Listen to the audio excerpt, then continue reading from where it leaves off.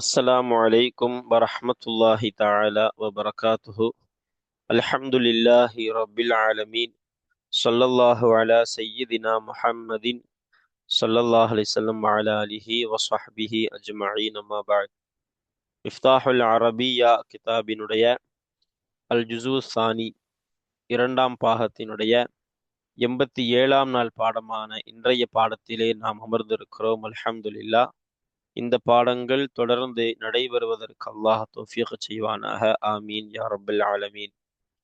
நம்முடைய ஜாமிஆ ரகீப் எஜுகேஷனல் ட்ரஸ்டின் மூலமாக இதுபோன்ற பல்வேறு விதமான தீன் சம்பந்தமான இன்னும் துனியா சம்பந்தமான சேவைகளை நாம் ஆற்றி வருகிறோம். இந்த சேவைகள் எவ்வித தொய்வின்றி சிறப்பான முறையில் தொடர்ந்து நடைபெறுவதற்காக வேண்டி அனைவரும் துஆ செய்யுங்கள், இன்னும் ஆதரவை தாருங்கள்.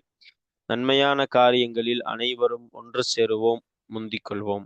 நாம் ஆற்றுகிற இந்த சேவைக்கு பொருளாதார பங்களிப்பு செலுத்த நாடுபவர்கள் இங்கே நம்முடைய அக்கௌண்ட் டீட்டெயில்ஸ் வழங்கப்பட்டுள்ளது. அதே போன்று QR கோடும் இங்கே வழங்கப்பட்டுள்ளது. இதன் மூலம் தங்களுடைய பொருளாதார பங்களிப்புகளை செலுத்திக் கொள்ளலாம். அல்லாஹ் ரபுல் ஆலமீன் நன்மையான காரியங்களில் முந்தி செல்லுகிற ஒன்று சேருகிற தௌஃபீகை அல்லாஹ் நமக்கு தந்தருள் புரிவானாக. ஆமீன். மிஃப்தாஹுல் அரபியா கிதாபினுடைய இரண்டாம் பாகத்தினுடைய 87ஆம் நாள் பாடமான இன்றைய பாடத்தில் நாம் பார்க்க இருக்கக்கூடிய விஷயம், இந்த கிதாபினுடைய பாடங்களின் வரிசையிலே 30வது பாடத்தினுடைய அன்னலாரும் அரபு இலக்கணமும் என்ற தலைப்பின் 3ஆம் பகுதியை நாம் பார்க்க இருக்கிறோம். அப்ப கடந்த ஒரு சில பாடங்களாக நாம நபி ஸல்லல்லாஹு அலைஹி வஸல்லம் அன்னவர்களுடைய ஹதீஸுகள் அவைகளை வைத்து அதற்குண்டான பொருள் விளக்கம் தர்கீப் யாராபை நாம பார்த்து கொண்டு வருகிறோம். காரணம் என்ன அப்படின்னா, அரபு மொழியை முஸன்னிஃப் அவர்கள் இந்த கிதாபிலே இந்த கடைசி பாடங்களை ஏன் ஹதீஸுகளை கொண்டு அமைச்சிருக்கிறாங்கன்னா, காரணம் ஒரு மனிதன் அரபு மொழியை படிப்பது, நாம அரபு மொழியை படிப்பதினுடைய நோக்கமே என்னது? குர்ஆனையும் ஹதீஸையும் விளங்கி அமல் செய்வதற்கு. அதனால தான் முஸன்னிஃப் அவர்கள் அரபு மொழியை பற்றி பேசப்படுகிற இந்த கிதாபிலே அதனுடைய முக்கிய நோக்கமான குர்ஆனையும் ஹதீஸையுமே உதாரணமாக கொண்டு வந்து நம்மை பயிற்சி எடுக்க வைக்கிறார்கள். அல்ஹம்துலில்லாஹ். வாங்க நாம் இன்றைய பாடத்திற்குள்ளே சென்று ஹதீஸுகளை, முபாரக்கான ஹதீஸுகளை வாசித்து ஒரு சிறிய ஒரு விளக்கம், ஏன் விளக்கம் கொடுக்குறோம் அப்படின்னா, மற்ற சாதாரண வார்த்தைகளா இருந்தா நாம வெறுமனே அர்த்தம் வச்சுட்டு போயிடலாம். உதாரணமா, மதரசாவின் பக்கம் ஜெயிது சென்றார், இப்படியெல்லாம் வருதுன்னா அர்த்தம் வச்சுட்டு போயிடலாம். ஆனா நபி ஸல்லல்லாஹு அலைஹி வஸல்லமினுடைய சொற்கள் அப்படிங்கிறது நாம வாழ்க்கையில் எடுக்க வேண்டிய ஒண்ணு. அப்ப அதை பற்றி ஒரு சிறிய விளக்கமாவது நமக்கு அங்க வேணும், அப்பதான் அது புரியும். அதனாலதான் பொருள், சிறிய விளக்கம், அதை தொடர்ந்து தர்கீப் யாராபே நாம வைக்க போறோம். வாங்க இன்ஷா அல்லாஹ். பிஸ்மில்லாஹிர் ரஹ்மானிர் ரஹீம். இன்றைய பாடத்தினுடைய துவக்கம் நம்ம பார்க்க இருப்பது என்னன்னா, ஹுஸ்னுல் வன்னி மின் ஹுஸ்னில் இபாதத்தி என்ற இந்த ஹதீஸை தான் நாம பார்க்க இருக்கிறோம். இந்த ஹதீஸை அறிவிக்கக்கூடிய அறிவிப்பாளர்கள் அபூதாவூத் இமாம், அதே மாதிரி அஹ்மது இமாம் ரஹ்மஹும் அல்லாஹ் போன்ற பெரும்பெரும் இமாம்கள்லாம் தங்கள் கிரந்தங்கள்ல பதிவு செஞ்சிருக்கிறாங்க. இந்த ஹதீஸினுடைய பொருள் என்னன்னா, ஹுஸ்னுல் வன்னி மின் ஹுஸ்னில் இபாதா. ஹுஸ்னுல் வன்னி நல்ல எண்ணம் கொள்வதாகிறது. ஹுஸ்னா அழகிய, நல்ல, லன்னுனா எண்ணம், பிறரை குறித்த எண்ணம். அப்போ பிறரை குறித்து நல்ல எண்ணம் வைப்பதாகிறது. மின் ஹுஸ்னில் இபாதத்தி சிறந்த வணக்கத்திலிருந்தும் உள்ளதாக இருக்கும். இபாதத்னா வணக்க வழிபாடு. சிறந்த வணக்க வழிபாட்டிலிருந்தும், அழகிய வணக்க வழிபாட்டிலிருந்தும் உள்ளதாக இருக்கும் என்பது பொருள். அதாவது அடுத்தவர்களை குறித்து நல்ல எண்ணம் வைக்கிறது. அடுத்தவர்களை குறித்து நல்ல எண்ணம், அது நல்ல இபாதத்துல உள்ளது அப்படிங்கிறாங்க பெருமானார் ஸல்லல்லாஹு அலைஹி வஸல்லம். என்ன காரணம் அப்படின்னா, அடுத்தவர்களை குறித்த தவறான எண்ணம் வரும் பொழுதுதான் அடுத்தவர்களை குறித்து புறம் பேசுவோம், பொய் சொல்லுவோம், இட்டு கட்டுவோம், கோல் சொல்லுவோம். இந்த மாதிரியான காரியங்கள், பாவங்கள் தொடரும். நல்ல எண்ணம்ங்கிற ஒண்ணு வந்துருச்சுன்னா பெரும்பாலான பாவங்கள் என்ன ஆயிரும்? தவிர்க்கப்பட்டுரும். அதனால தான் பெருமானார் ஸல்லல்லாஹு அலைஹி சொல்றாங்க, ஒரு ஆள் நின்று வணங்குறதுல ரொம்ப சிறந்த இவாதத், நின்று வணங்குவதற்கு பெரிதான் இவாதத்துன்னு இல்லை, நல்ல இவாதத்துல கட்டுப்பட்டது தான் எது? அடுத்தவர்களை குறித்து நல்ல எண்ணம் வைப்பது என்கிறார்கள் யாரு? பெருமானார் ஸல்லல்லாஹு அலைஹி வஸல்லம். இப்ப பாருங்க, இந்த ஹதீஸிற்கு உண்டான பொருளை அதே போன்று சிறிய விளக்கத்தை பார்த்துட்டோம்.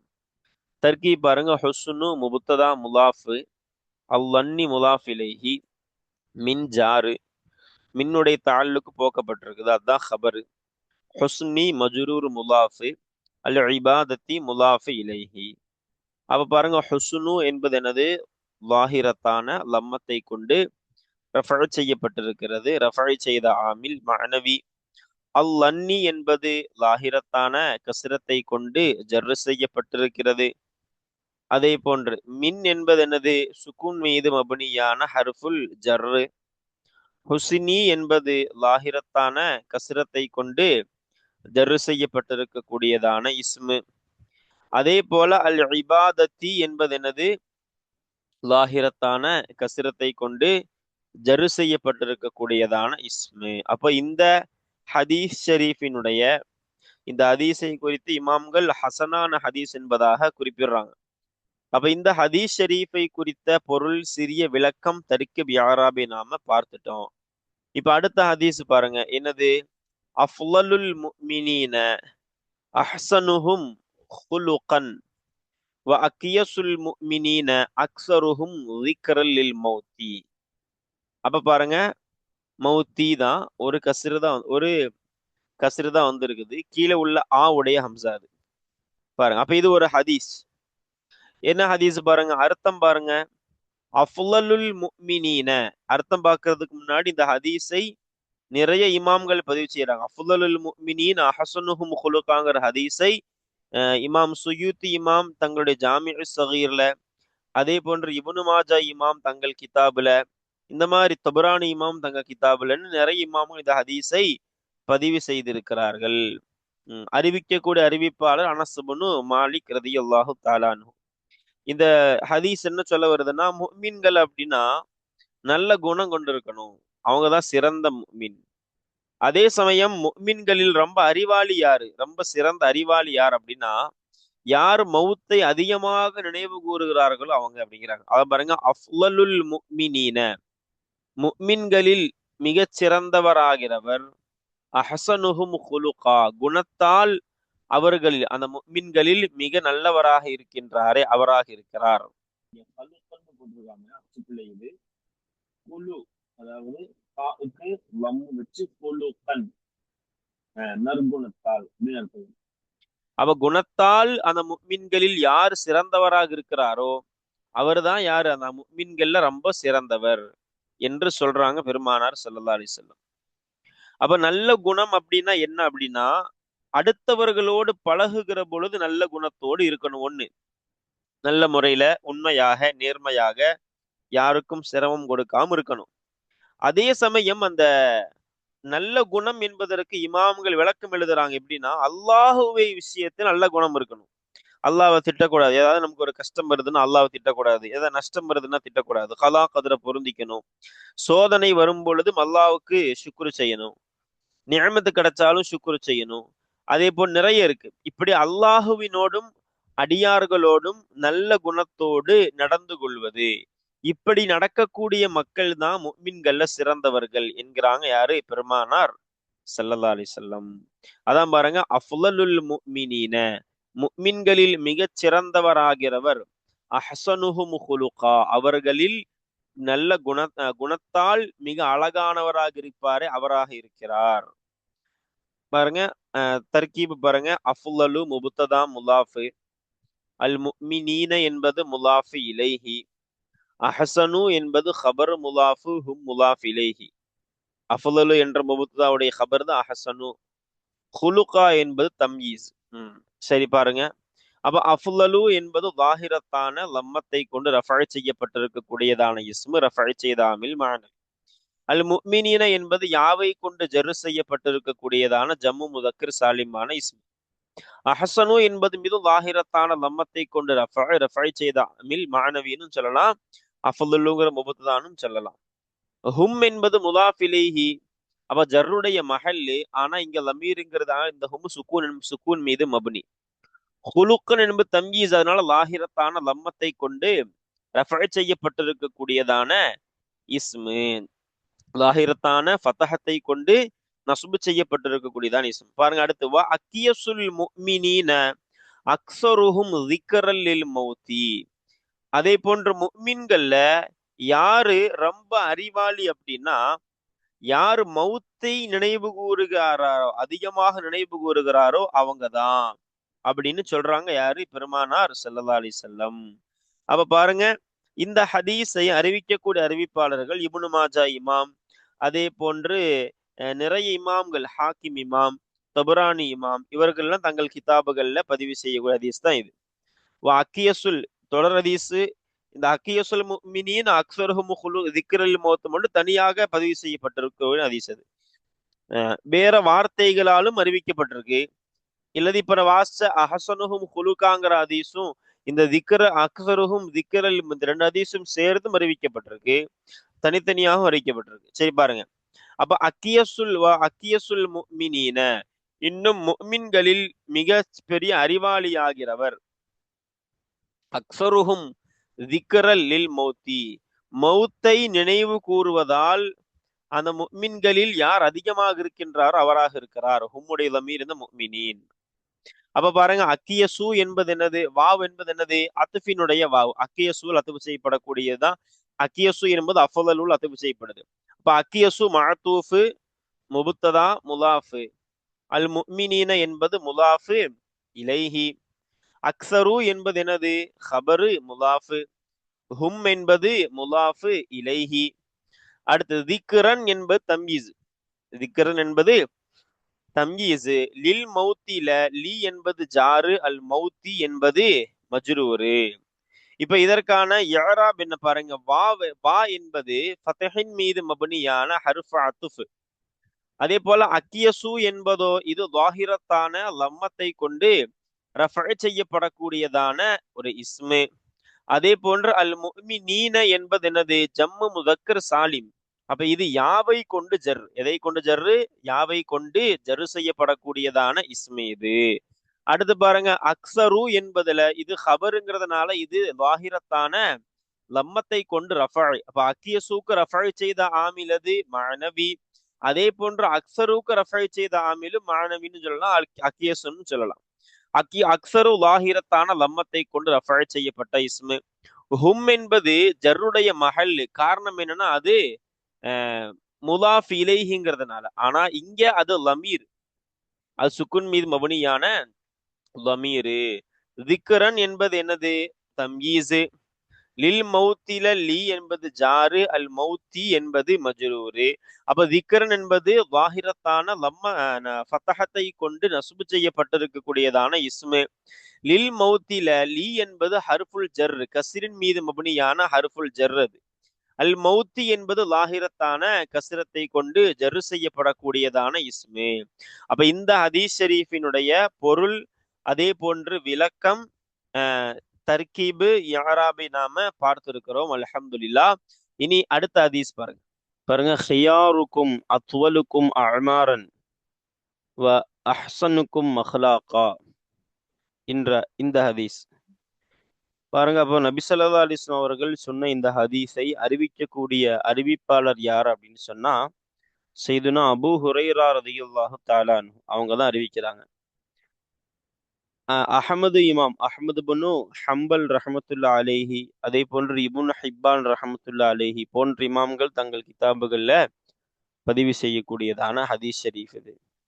இந்த ஹதீஸினுடைய பொருள் என்பதை நாம் பார்க்கிறதுக்கு முன்னாடி, இந்த ஹதீஸ் இருக்கிறதே, ஹியாருக்கும் மதுவலுக்கும் அமாரன் வ அஹசனுக்கும் அஹ்லாகா என்பது இது ஒரு கேள்விக்குண்டான பதில். கேள்வி கேட்டது யாரு? பதில் சொன்னது யாரு அப்படின்னா, கேள்வி கேட்டதும் நபி ஸல்லல்லாஹு அலைஹி வஸல்லம் தான், பதில் சொல்வதும் நபி ஸல்லல்லாஹு அலைஹி வஸல்லம் தான். பாருங்க, ஒரு தடவை நபி ஸல்லல்லாஹு அலைஹி வஸல்லம் சஹாபாக்களுடைய முன்னிலையில, அலா உனபிஉக்கும் பி ஹியாரிக்கும், உங்கள யாரு சிறந்தவர்கள், மிகச் சிறந்தவர்கள்னு உங்களுக்கு நான் அறிவிக்க வேண்டாமா அப்படின்னு கேட்குறாங்க. பொதுவா நபி ஸல்லல்லாஹு அலைஹி வஸல்லம் எந்த ஒரு விஷயத்த சொல்றதா இருந்தாலும் ஒரு கேள்வி கேட்டு சஹாபிகளை எதிர்பார்க்க வச்சு பதில் கொடுப்பாங்க. அப்பதான் மனதில் நல்லா பதியுங்கிறதுனால. அந்த அடிப்படையில பெருமானார் ஸல்லல்லாஹு அலைஹி வஸல்லம் கேட்குறாங்க, உங்களில் யார் மிகச் சிறந்தவர்கள் உங்களுக்கு நான் அறிவிக்க வேண்டாமா அப்படின்னு கேக்குறாங்க. அப்பதான் சஹாபாக்கள் சொல்றாங்க, பலா யா ரசூலல்லாஹ் அப்படிங்கிறாங்க. ஆம், அறிவிக்க வேண்டுமே யா ரசூலல்லாஹ் அப்படின்னு சொல்லித்தாங்க யா ரசூலல்லாஹ் அப்படின்னு கேக்குறாங்க சஹாபிகள். அப்பொழுதுதான் பெருமானார் ஸல்லல்லாஹு அலைஹி வஸல்லம் பதில் கொடுக்கிறாங்க, "ஹியாருக்கும் உங்களில் சிறந்தவராகிறவர், அத்துவலுக்கும் அஅமாரா, ஹியாருக் ஆயுட்காலங்களால் உங்களில் மிக நீளமானவராக இருக்கிறார்." அப்போ ஆயுட்காலங்கள் உம்ருடைய பன்மீத அஅமார். அப்ப என்ன அர்த்தம்? ஆயுட்காலங்கள் என்று அர்த்தம். அப்ப ஆயுட்காலங்களால் உங்களில் உயரமானவர்னா அதிகமானவராக இருக்கின்றார். அஹ்சனுக்கும் அஹ்லாகா, இன்னும் நற்குணங்களால் உங்களில் மிகச் சிறந்தவராக இருக்கின்றாரே அவர். அப்ப என்ன அர்த்தம்னா, யார் ஆயுட்காலம் அதிகமாக கொண்டு நல்ல குணத்திற்கு சொந்தக்காரரா இருக்கிறாங்களோ அவங்க தான் என்னது மிகச்சிறந்தவர் என்பதாக நபி ஸல்லல்லாஹு அலைஹி வஸல்லம் அவர்கள் சொல்லி காட்டுறாங்க. இதே சம்பந்தமா நிறைய ஹதீசுகளும் இருக்கு. ஆயுட்காலம் அதிகமாகி குணங்களும் அதிகமாகுதுன்னா அவர்தான் சிறந்தவர் என்ற ஹதீசுகளும் நிறைய இருக்குது. அதன் விளக்கம் அதனுடைய கருத்தை கொண்டதுதான் இந்த ஹதீஸும். அப்ப ரொம்ப காலம் வாழுவார்கள். அதே சமயம் அவங்க நல்ல பண்போடும் இருந்திருப்பாங்க. இப்படிப்பட்ட குணம் செயல் கொண்டவர்கள் தான் யாரு உங்களில் மிகச் சிறந்தவர்கள் என்று சொல்லி காட்டுகிறார்கள் பெருமானார் ஸல்லல்லாஹு அலைஹி வஸல்லம். அதான் இந்த ஹதீஸ் ஷரீஃப். பாருங்க, இப்ப நம்ம பொருளை தெளிவான முறையில பார்ப்போவாங்க. உங்களில் மிகச் சிறந்தவர் ஆகிறவர், அத்துபலுக்கும் அஅமாரா, ஆயுட்காலங்களால் உங்களில் மிக நீளமானவர் அதாவது அதிகமானவராகவும், அஹ்சனுக்கும் அஹ்லாகா, இன்னும் நற்குணங்களால் உங்களில் மிகச் சிறந்தவராகவும் இருக்கின்றாரே அவராக இருக்கிறார். பாருங்க, அப்ப ஹியாரு என்பது என்னது? முபத்ததா முலாஃபு, கும் என்பது முலாஃபு இலைஹி, அத்துவலு என்பது ஹபரு முலாஃபு, கும் என்பது முலாஃபு இலைஹி, அஅமாரன் என்பது தம்யீஸு. பொதுவா தம்யீஸ் அப்படிங்கிறது எதுக்கு வரும் அப்படின்னா, மூடலா இருக்கிற ஒண்ணு விளக்கறதுக்கு வரும். பொதுவாவே அதுதான். இந்தி இஷ்ரூன அப்படின்னு சொல்லுவோம். என்னிடத்திலே 20 இருக்கிறது. என்ன 20? திர்ஹமன், ஏதா தீனாரன் இப்படி சொல்லுவோம். திர்ஹத்தால் 20, தீனாரால் 20. அந்த மாதிரி தான். அப்ப மூடலா இருக்கு. அப்ப உங்களில் மிக நீளமானவர், அப்ப எதனால் நீளமானவர்? ஆயுட்காலத்தால். உங்களில் மிக நல்லவர், எதால் நல்லவர்? குணத்தால் நல்லவர். இப்படின்னு என்னது விளக்குவதற்காக வர்றதுதான் என்னது தம்யீஸ். அப்ப அமாரன் என்பது தம்யீஸ். வாவு ஹர்ஃபு அத்துஃபு, அஹசனு மஅத்தூஃப் முலாஃபு. எங்க அத்துஃபு செய்யப்படுது? இந்த அத்துவலுல் அத்துஃபு செய்யப்படுது. பாருங்க, அப்ப கும் என்பது முலாஃபு இலைஹி, அஹ்லாகன் என்பது என்னது? இது தம்யீஸ். பாருங்க, அப்ப ஹியாரு என்ன? லாஹிரத்தான லம்மத்தை கொண்டு ரஃபை செய்யப்படக்கூடியதான இஸ்மு, ரஃபை செய்யக்கூடிய ஆமில் மஅனவி. கும் என்பது சுகுன் மீது மபுனியான ஒரு லமீரு, முத்தசிலான லமீரு. இது இங்க ஜர்ருடைய மஹல். காரணம் என்ன? இது முலாஃபிலேங்கிறதுனால. அதே போன்று பாருங்க, அத்துவலு என்பது என்னது? இதுவும் லாஹிரத்தான லம்மத்தை கொண்டு ரஃபை செய்யப்படக்கூடியதான இஸ்மு, ரஃபை செய்யக்கூடியதான ஆமில் அது மஅனவி. அந்த ஆமில் என்பது ஹியாரு உடைய மஅனவியான ஆமில் என்றும் சொல்லப்படுது, இல்ல ஹியாரே ஆமில் என்றும் சொல்லப்படுகிறது. கும் என்பது என்னது? முதாஃப் இலைஹி, அப்ப ஜர்ருடைய மஹல்லு. ஆனால் இங்க லமீரு, முத்தசிலான லமீர். இது சுக்குன் மீது மபுனியான முகாத்தப் ஆண்பால் பன்மையான லமீரு. அடுத்து பாருங்க, அஅமாரன் ظாஹிரத்தான ஃபதஹத்தை கொண்டு நஸ்பு செய்யப்படக்கூடியதான இஸ்மீது. வா ஃபதஹின் மீது மபுனியான ஹர்ஃபு அத்துஃபு. அஹசனு என்பது ظாஹிரத்தான லம்மத்தை கொண்டு ரஃபை செய்யப்படக்கூடியதான இஸ்மு. கும் என்பது ஜருடைய மஹல்லு, ஆனால் இங்க சுக்குன் மீது மபுனியான லமீர். அஹ்லாக்கன் என்பது என்னது? ظாஹிரத்தான ஃபதஹத்தை கொண்டு நஸ்பு செய்யப்படக்கூடியதான இஸ்மு. அப்ப அல்ஹம்துலில்லாஹ், இந்த ஹதீஸினுடைய இந்த அஹ்மது இமாம் அதே போன்று இப்னு ஹிப்பான் ரஹிமஹும் அல்லாஹ் அவர்கள் அறிவித்த இந்த ஹதீஸினுடைய பொருள், அதே போன்று விளக்கம், அதே போன்று தர்கீப் யாராவை நாம பார்த்துட்டோம். அல்ஹம்துலில்லாஹ். இப்போ அடுத்த ஹதீஸ் பாருங்க, என்னது? தொலபுல் இல்மி ஃபரீலத்துன் அலா குல்லி முஸ்லிமின். இந்த ஹதீஸை நாம பரவலாக எல்லா மதரசாக்களிலேயும் சொல்லப்படுகிற ஹதீஸாக நாம பார்த்திருப்போம் எல்லா மதரசா மதரசா அரபி கல்லூரிகள்ல. அப்ப தொலபுல் இல்மி ஃபரீதத்துன் அலா குல்லி முஸ்லிமின் என்ற இந்த ஹதீஸை அறிவிக்கக்கூடிய அறிவிப்பாளர் யாருன்னா சைதுனா அனசுபுனு மாலிக் ரதியுல்லாஹு தஆலா அன்ஹு. இந்த ஹதீஸை இப்னு மாஜா இமாம் அறிவிக்கிறாங்க. அதே போன்று நிறைய இமாம்கள் இந்த ஹதீஸை தங்கள் கிதாபுகள்ல பதிவு செய்திருக்கிறார்கள். அப்ப தொலபுல் இல்மி ஃபரீதத்துன் அலா குல்லி முஸ்லிமின் அர்த்தம் பாருங்க. தொலபுல் இல்மி இல்மை தேடுவதாகிறது, அதாவது கல்வியை ஞானத்தை தேடுவதாகிறது.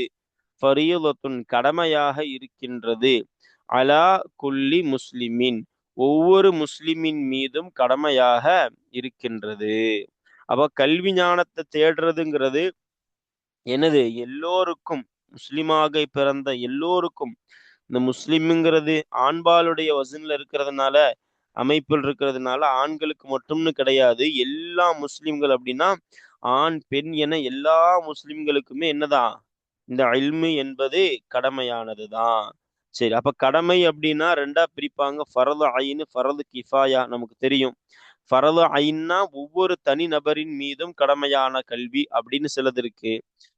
அதே சமயம் ஃபரது கிஃபாயா அப்படின்னா ஏதோ ஒரு சில நபர்கள் மாத்திரம் அறிந்து கொள்ளக்கூடிய கடமையானவைகள் இருக்கு. இப்போ மீராசினுடைய சொத்து பிரிவினையுடைய சட்டம் அப்படிங்கிறதெல்லாம் அது யாரோ ஒருத்தங்க படிச்சாலும் போதும், அது எல்லோருக்கும் பயன்பெறக்கூடியதாக இருக்கும்.